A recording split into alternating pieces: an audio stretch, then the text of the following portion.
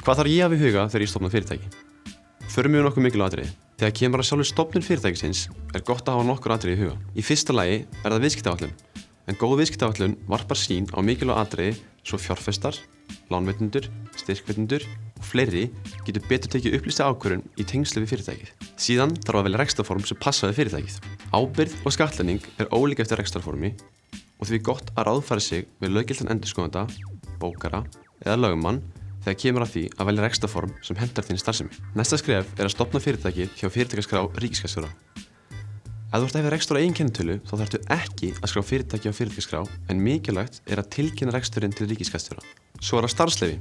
En sérstök leyfi eða réttindi þarf frá yfirvöldum til að stunda ákveðna atvinnustarfsemi. Að lokum spurningin hvernig við fjármögnum hugmyndina. Helstu leiðir fyrir ný fyrirtæki eru eigið fé, lánsfé eða styrkir. Áður en fjármögnunarleiðin valin þarf að finna út hversu mikið fjármagn reksturinn þarf og jafnframt athuga hvort rekstrargrundvöllur sé fyrir viðskiptahugmyndinni. En til þess einmitt nauðsynlegt að gera viðskiptaáætlun.